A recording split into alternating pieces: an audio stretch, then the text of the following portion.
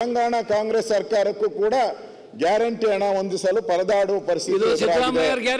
ಇತ್ತೀಚೆಗೆ ದೆಹಲಿಯ India today ಆಯೋಜಿಸಿದ್ದ ಸಮಾವೇಶ ಅಭಿ ಪಾರ್ಟ್ನರ್ಶಿಪ್ ಫರ್ಮ್ ಸ್ಟಾರ್ಟ್ ಮಾಡಬೇಕಾ ಅಥವಾ ಪ್ರೈವೇಟ್ ಲಿಮಿಟೆಡ್ ಕಂಪನಿ ಸ್ಟಾರ್ಟ್ ಮಾಡಬೇಕಾ? ಕನ್ಫ್ಯೂಷನ್ ಯಾಕೆ? ಒಬ್ಬ ಎಕ್ಸ್ಪರ್ಟ್ ಜೊತೆ ಮಾತಾಡು. ಎಕ್ಸ್ಪರ್ಟ್ ಎಲ್ಲಿ?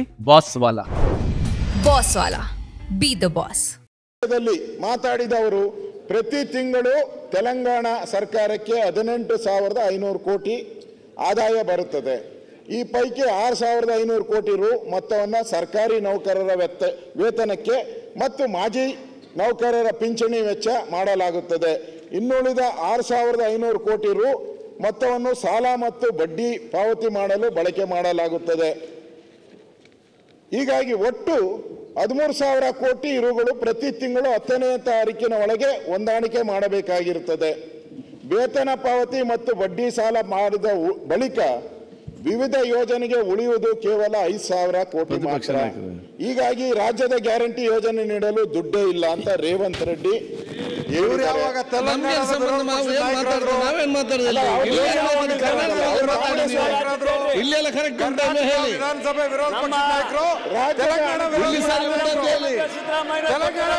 ಅಭಿ ಪಾರ್ಟ್ನರ್ಶಿಪ್ ಫರ್ಮ್ ಸ್ಟಾರ್ಟ್ ಮಾಡಬೇಕಾ ಅಥವಾ ಪ್ರೈವೇಟ್ ಲಿಮಿಟೆಡ್ ಕಂಪನಿ ಸ್ಟಾರ್ಟ್ ಮಾಡಬೇಕಾ? ಕನ್ಫ್ಯೂಷನ್ ಯಾಕೆ? ಒಬ್ಬ ಎಕ್ಸ್ಪರ್ಟ್ ಜೊತೆ ಮಾತಾಡು. ಎಕ್ಸ್ಪರ್ಟ್ ಎಲ್ಲಿ? ಬಾಸ್ ವಾಲಾ. Be the boss. ತೆಲಂಗಾಣದ ವಿಧಾನಸಭೆ ಈ ರಾಜ್ಯದ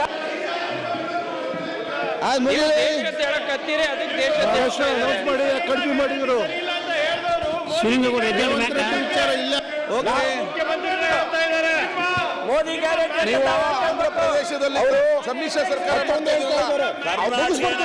ಚರ್ಚೆ ಮಾಡಿ ನಾನೆಲ್ಲ ಹೇಳ್ತಾ ಇರೋದು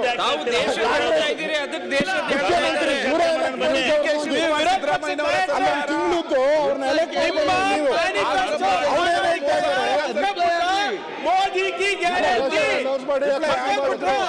ಕೇಂದ್ರ ಸರ್ಕಾರ 5 ಲಕ್ಷ 12,000 ಕೋಟಿ ರೂಪಾಯಿ ಬರ ಮೋದಿ ಕಿ ಗ್ಯಾರಂಟಿನಲ್ಲಿ ಕೊಡ್ತಾ ಇದ್ದಾರೆ.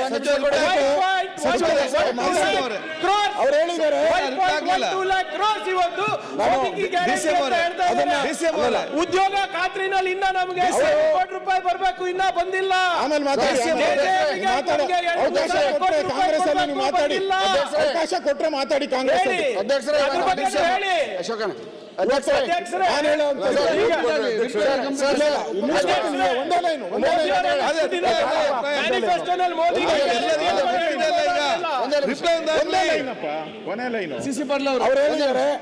ಇಡೀ ದೇಶ ರೇವಂತ್ ರೆಡ್ಡಿ ನಮ್ಮ ಮುಖ್ಯಮಂತ್ರಿಗಳು, ತೆಲಂಗಾಣದ ಮುಖ್ಯಮಂತ್ರಿ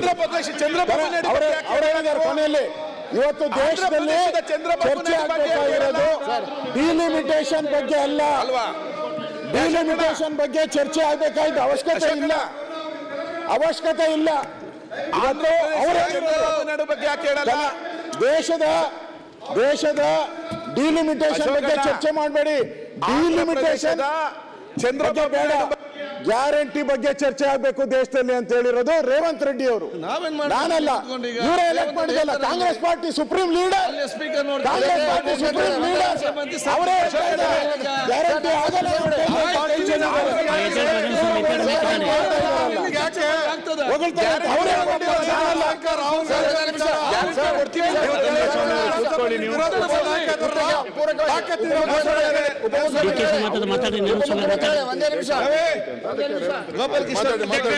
ಬಿಜೆಪಿ ಅವ್ರಿಗೆ ಇನ್ನೊಂದು ಅರ್ಧ ಗಂಟೆ ಕೂತ್ಕೊಳ್ಳಿ.